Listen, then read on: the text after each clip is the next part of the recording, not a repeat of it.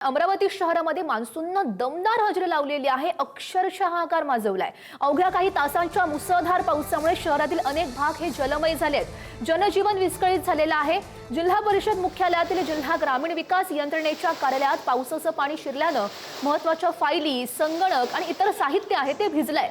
तर वीज पुरवठा खंडित झालाय. कर्मचाऱ्यांना अंधारात काम करावं लागतंय. दुसरीकडे बघितलं तर जिल्हा सामान्य रुग्णालयातील सिटी स्कॅन विभाग, वॉर्ड आणि पोलीस चौकीतही पाणी शिरलेलं आहे. रुग्ण आणि नातेवाईकांची मोठी तारांबळ उडते. शहरातील अनेक सखल भाग, दुकानं आणि घरांमध्ये पाणी शिरल्यानं नागरिकांचे मोठे नुकसानही झालंय. पंचवटी चौक परिसरातील घरांमध्ये सुद्धा पाणी शिरल्याच्या घटना उघडकीस आल्यात. याशिवाय वादळी वाऱ्यामुळे SBI बियाणी चौकात रस्त्यावर झाड कोसळलं, त्यामुळे वाहतूक सुद्धा विस्कळीत झाली. नाले सफाईच्या दाव्यांवर प्रश्नचिन्ह निर्माण करणाऱ्या या पावसामुळे अमरावतीकरांना मोठ्या संकटाचा सामना करावा लागतोय. ही 3 दृश्य आपण बघू शकतोय. जिल्हा रुग्णालयामध्ये कशा प्रकारे पाणी शिरलं ते आपण बघतोय. जिल्हा परिषद कार्यालयामध्ये सुद्धा कार्यालय जलमय झालेलं आहे. घरं, दुकानांमध्ये सुद्धा हे पाणी शिरलेलं आहे. नेमकी सध्याची काय परिस्थिती आहे जाणून घेऊयात. आमचे प्रतिनिधी छगन जाधव आपल्या सोबत आहेत. छगन,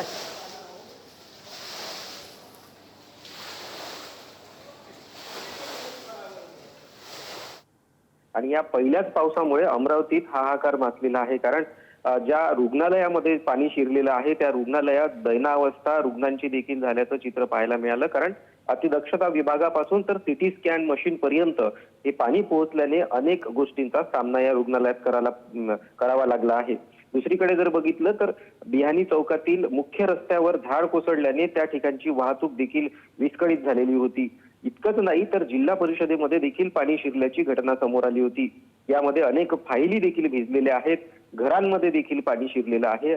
दुकानांमध्ये देखील पाणी शिरलेले आहेत. आणि सर्वात महत्त्वाचं म्हणजे ज्या महानगरपालिकेकडून नालेसफाईचा दावा केला जात होता तो मात्र आज पोलखोल त्याची उघडलेली आहे. कारण अनेक नाल्यात तुडुंब भरलेले आहेत. कचरा अडकलेला आहे नाल्यांमुळे. त्यामध्ये रस्त्यावर पाणी आलेलं आहे आणि अनेक वाहनांना रस्ता काढताना पाण्यातून आपला वाट शोधावी लागते आहे. त्यामध्ये दुर्घटना होण्याचे देखील संकेत वर्तवले जात आहेत. त्यामुळे अमरावतीचा नालेसफाईचा दावा जो आहे तो पूर्णपणे पोलखोल झालेली आहे. त्यामुळे आता महानगरपालिकेने तातडीने उपाययोजना करून पाण्याचा निचरा करण्यासाठी उपाययोजना कराव्यात अशी मागणी आता अमरावतीकरांकडून होताना दिसत आहे. गौरी, हो नक्कीच. छगन, आपण बघतोय खरं तर भीषण अशी ही परिस्थिती उद्भवलेली आहे. नेमक्या काय आता उपाययोजना केल्या जात आहेत सरकारकडून?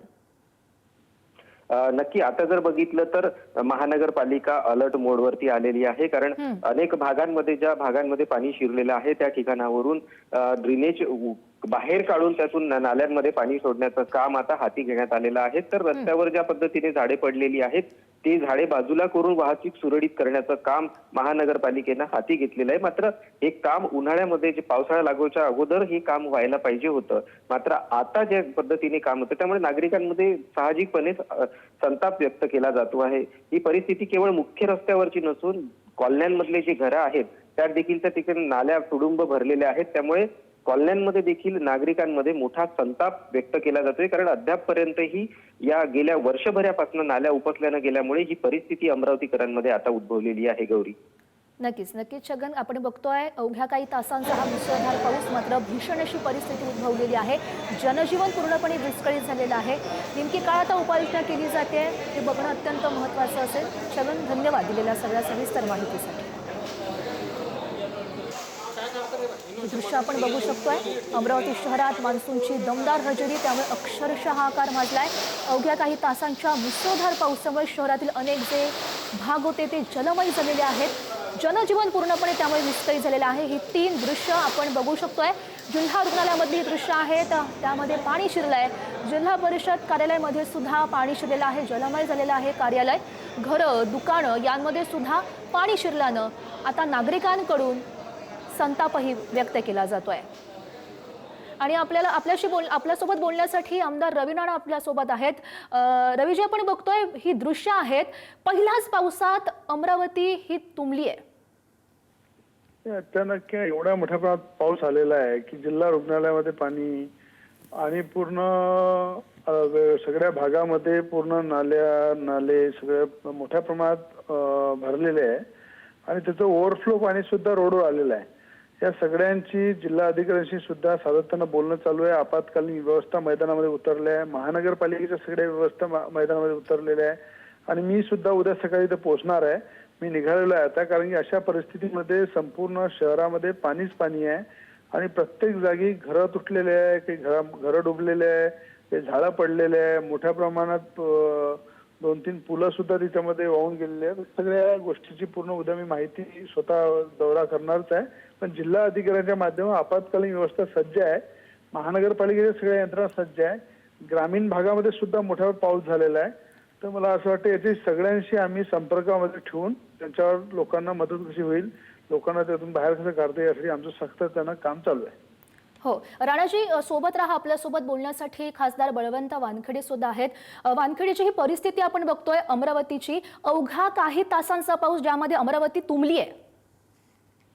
नाही, अतिवृष्टी एकदमच अतिवृष्टी झालेली आहे. आज तर मी आता धारणीच्या दौऱ्यावर होतो आणि धारणीच्या दौऱ्यावरूनच मी संबंधित अधिकाऱ्यांसोबत, कलेक्टर सोबत, सगळ्यांसोबत चर्चा केली. त्या जिल्ह्यात बऱ्याच ठिकाणी अति पाऊस झाल्यामुळे बऱ्याच ठिकाणी नुकसान झालेलं आहे आणि अधिकारी वर्ग किंवा प्रशासन त्यासाठी सज्ज आहे, असं मी कलेक्टरांसोबत बोलल्यानंतर त्यांनी सांगितलं. हो, वानखेडेजी, खरं तर आपण बघतो ही जी परिस्थिती सध्या उद्भवलेली आहे, नेमक्या काय उपाययोजना सध्या केल्या जात आहेत? नाही, प्रशासनाच्या दृष्टीने किंवा प्रशासनाच्या स्तरावर ते योग्य ते पावलं उचलत आहेत. मी आता मेळघाटचा दौरा आटपून खाली जात आहोत तिकडे आणि पुन्हा माहिती घेऊन मी पुन्हा माहिती घेतो मी.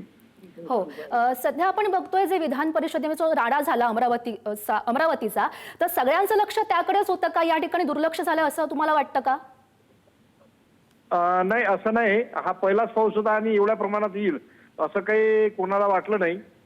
कारण तसं पावसाळ्याचीच आम्ही वाट पाहत होतो. तर एकदम पाऊसही एवढा आला की ज्याची कल्पना केल्या जात नाही असा 2 ते 3-4 घंट्यातच पाऊस आलेला आहे जिल्ह्यात. हो, सगळे नागरिक आता वानखेडेचे संताप व्यक्त करतायत, त्यांना नेमकं तुम्ही काय आवाहन कराल सध्या? नाही, प्रशासन तर आपलं काम करणारच आहे. प्रशासन लोक तत्पर आहेच. आपण सुद्धा थोडं त्यामध्ये दक्ष राहून सहकार्य करावं एवढंच मी जनतेला विनंती करणार आहोत. नक्कीच. वानखेडेजी, खूप खूप धन्यवाद दिलेल्या सगळ्या सविस्तर माहितीसाठी. आपल्यासोबत रवी राणा सुद्धा आहेत, तर त्यांच्याशी सुद्धा बोलूयात. राणाजी, तुमचं कलेक्टरशी बोलणं झालंय का? त्यांनी तुम्हाला नेमकं काय सांगितलं या सगळ्या परिस्थिती संदर्भात?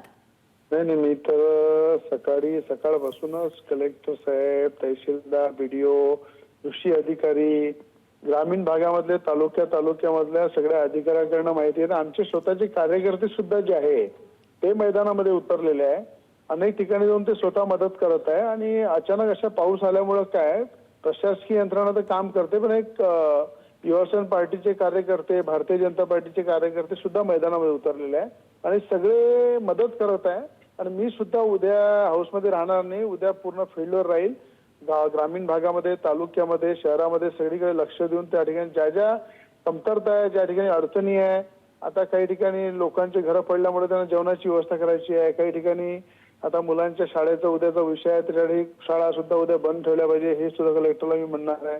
कारण की आज परिस्थिती अचानक एवढा पाऊस येईल असं वाटलं नाही. पण ग्रामीण भागामध्ये पण पाऊस झालेला आहे, शहरामध्ये पाऊस झालेला आहे आणि आमच्या ग्रामीण भागामधल्या ज्या यंत्रणा आहे, ज्या आपत्कालीन व्यवस्था आहे, त्या सुद्धा मोठ्या प्रमाणात तालुक्यामध्ये ठेवलेल्या आहे. अँब्युलन्स रेडी आहे, तर कुठेही अशी अडचण येणार नाही. आम्ही पूर्ण त्याच्यावर वॉच ठेवलेला आहे. पूर्ण कार्यकर्ते आणि अधिकाऱ्यांच्या मी संपर्कात आहे. जिथे जिथे मदतीची गरज पडेल तिथे मदत आम्ही करू. हो, नक्कीच. रवी राणाची खूप खूप धन्यवाद दिलेल्या सगळ्या सविस्तर या प्रतिक्रियेसाठी. आपण ही सध्याची परिस्थिती बघतोय. लवकरात लवकर उपाययोजना या ठिकाणी केल्या जाव्यात अशी आता मागणी नागरिकांकडून केली जाते. संतापही त्यांच्याकडून केला जातोय.